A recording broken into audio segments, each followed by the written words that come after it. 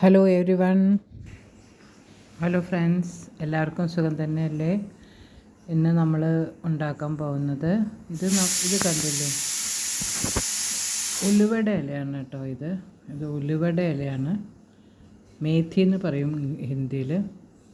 ഇത് നമ്മളിങ്ങനെ മുരിങ്ങയുടെ ഇല എടുക്കണ മാതിരി ഇതിന്ന് നമ്മൾ ഇലകൾ എടുത്തിട്ട് നമ്മളതിനെ എന്താ പറയുക, ഇതുണ്ടല്ലോ വീറ്റിൻ്റെ നമ്മൾ ഗോതമ്പ് മാവ് ഇട്ടിട്ട് അത് കുഴച്ച് അതിൽ കുറച്ച് ഉള്ളിയും അതൊക്കെ ഇട്ടിട്ട് നമുക്ക് കുഴച്ചിട്ട് മേത്തിയുടെ പൊറോട്ട എന്ന് പറയും, അല്ലെങ്കിൽ മേത്തി റൊട്ടി. വെരി വെരി ഹെൽത്തിയാണ്. ഡയബറ്റീസ് ഉള്ളവർക്കൊക്കെ നല്ലതാണ്. കുട്ടികളൊക്കെ നമുക്ക് ലഞ്ചിലൊക്കെ കൊടുത്തയക്കാൻ പറ്റുന്നതാണ്. നമ്മൾ ഈ ഇലകൾ എല്ലാം നുള്ളി പെറുക്കി. ഓക്കെ, ഇനി നമുക്ക് എന്താ ചെയ്യേണ്ടത് വെച്ചാൽ ഈ ഇലകൾ നന്നായിട്ട് കഴുകി കുഞ്ഞതായിട്ട് അരിയണം. ഓക്കെ, നമ്മുടെ ഉലുവയുണ്ടല്ലോ, അത് നമ്മൾ ചെറുതായിട്ട് അരിഞ്ഞിട്ടുണ്ട്. പിന്നെ ഒരു ചെറിയ സബോളയായിരുന്നു, കുറച്ച് വലിയ സബോളയാണ്, കുഴപ്പമില്ല. നമുക്ക് സബോള എത്ര ഇടണത് മാത്രം ഇടാം. കുറച്ച് ഞാൻ ഇവിടുന്ന് മാറ്റി വയ്ക്കുകയാണ്. ഓക്കെ, ഇത്രയധികം സബോള വേണ്ട, ഒരു മീഡിയം സൈസ് സബോള അത്ര മതി. ഇതും കുഞ്ഞതായിട്ട് അരിയാൻ പറ്റിയ അത്രയും നല്ല കാര്യം.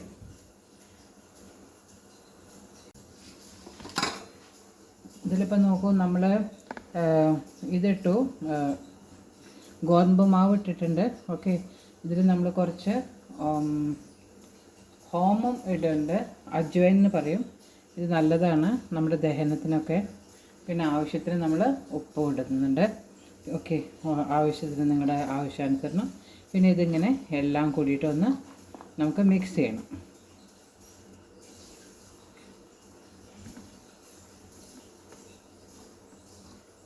മിക്സ് ചെയ്യുമ്പോൾ വേണമെച്ചാൽ കുറച്ചൊരു എണ്ണ ഒഴിക്കുക. ഞാൻ ശരിക്കും പറഞ്ഞാൽ നമുക്കിവിടെ ഇതുണ്ടല്ലോ, എന്താ പറയുക, അതിന് തൈര് ഒഴിച്ചാൽ നല്ലതാണ് കേട്ടോ. തൈര് ഒഴിക്കുമ്പോൾ നല്ല സോഫ്റ്റായിട്ടുള്ള ചപ്പാത്തി കിട്ടും. അപ്പം ഞാൻ ഇതിപ്പോൾ തൈര് ഒഴിക്കുന്നില്ല, ഞാൻ കുറച്ച് നെയ്യ് ഒഴിക്കാമെന്ന് വിചാരിച്ചിട്ടാണ്. ഓക്കെ, കുറച്ച് ഇത് അന്ന് നമുക്കിതിനെ ഒന്ന് ഇതാക്കണം, കുഴച്ചെടുക്കണം. ഒരു ബുദ്ധിമുട്ടുമില്ല. നമ്മൾ ഗോതമ്പ് മാവ് കുഴക്കണം തന്നെയാണ് കുഴക്കേണ്ടത്. നമുക്കിതിലേക്ക് കുഴയ്ക്കാം. കുറച്ച് വെള്ളം ഒഴിച്ചിട്ട് പതുക്കെ ഇങ്ങനെ ആക്കി കൊടുക്കും. നമ്മളിപ്പോൾ സാധാരണ ഗോതമ്പ് മാവ് കുഴക്കണം തന്നെ, അത് പ്രത്യേകമായിട്ട് ഒന്നും ചെയ്യാനില്ല. പക്ഷേ ഇതാണ്, ഇതിൽ ചിലപ്പോൾ നമുക്ക് എന്താ പറയുക, നല്ലോണം കുഴച്ചെടുക്കണം. ഓക്കെ, ഞാൻ കുറച്ചേ ഉള്ളൂ ഇതിൽ മാവ്. നമുക്ക് ആവശ്യത്തിനുള്ളത് നമുക്കറിയാമല്ലോ. അപ്പോൾ ഞാനിതിൽ 250 ഗ്രാമാണ്.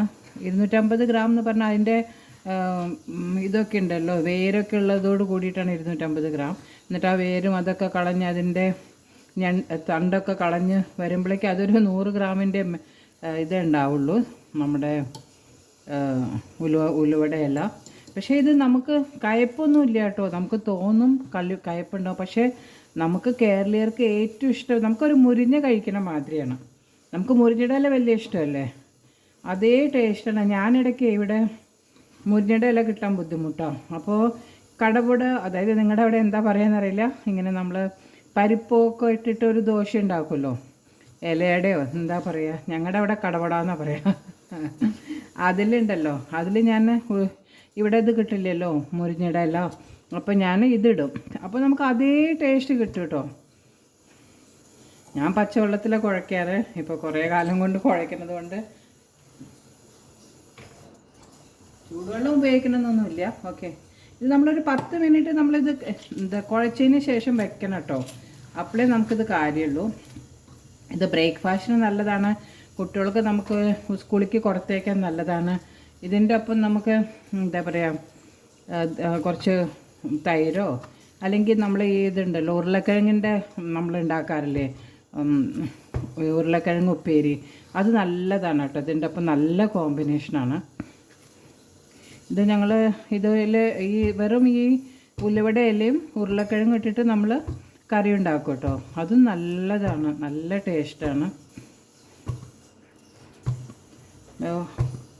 കുറച്ച് എണ്ണയോ എന്താ വെച്ചാൽ നമുക്ക് ഉപയോഗിക്കാം. ഞാനങ്ങനെ എന്താ വെച്ചാൽ ഇതിപ്പോൾ ഉണ്ടാക്കുമ്പോൾ നമുക്ക് എണ്ണ ഉപയോഗിക്കണമല്ലോ, അതുകൊണ്ട് ഞാനിപ്പോൾ ഒന്നും ഉപയോഗിക്കുന്നില്ല. എന്നിട്ട് ഇതിങ്ങനെ പൊത്തി വയ്ക്കാം.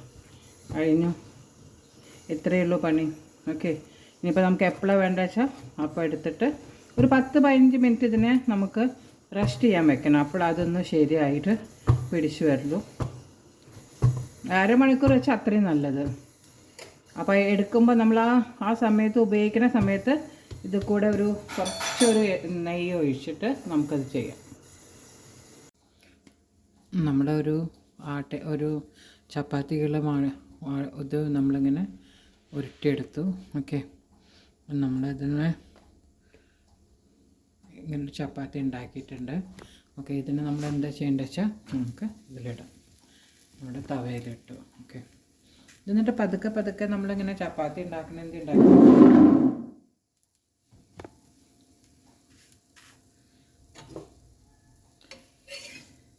ഇത് നമ്മൾ എണ്ണ പുരട്ടണോ, എണ്ണ നെയ്യോ എന്താണെന്ന് വെച്ചാൽ പുരട്ടണമെന്ന് വെച്ചാൽ അത് പുരട്ടാൻ പാടില്ല. ഒന്നിത് വേവണം, അതിന് ശേഷം നമുക്ക് പുരട്ടാം.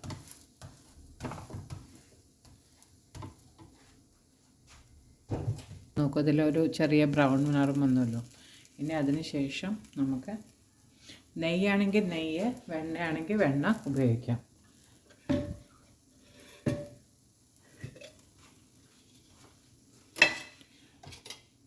കുറച്ച് നെയ്യ് ഉപയോഗിക്കണ്ട കേട്ടോ, വെറുതെ ഒന്ന് പുരട്ടി കൊടുക്കാം, അത്രേ വേണ്ടൂ. എത്രത്തോളം അധികം ഉപയോഗിക്കണമെന്ന് വെച്ചാൽ അതിൽ നമുക്ക് ടേസ്റ്റൊക്കെ ഉണ്ടാവും, പക്ഷെ അത് നമ്മുടെ ആരോഗ്യത്തിന് നന്നല്ല. അപ്പോൾ ചെറുതായിട്ടൊന്ന് പുരട്ടി കൊടുക്കുക, അത്ര വേണ്ട.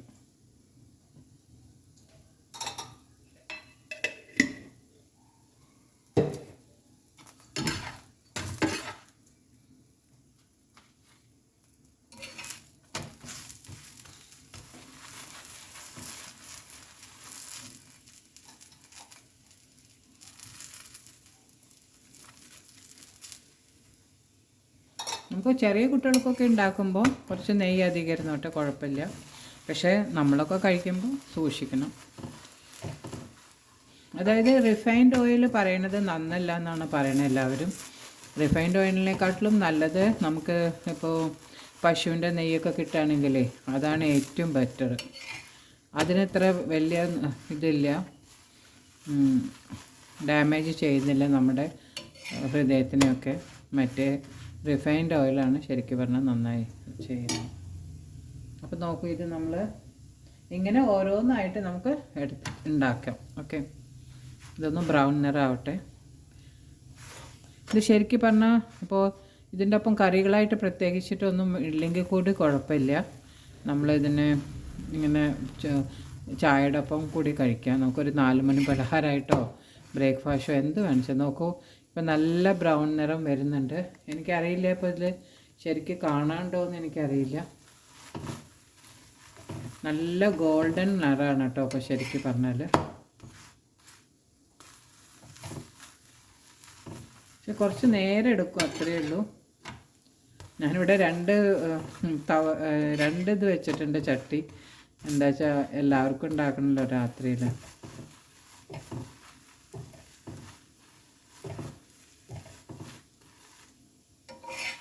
അപ്പം നമ്മുടെ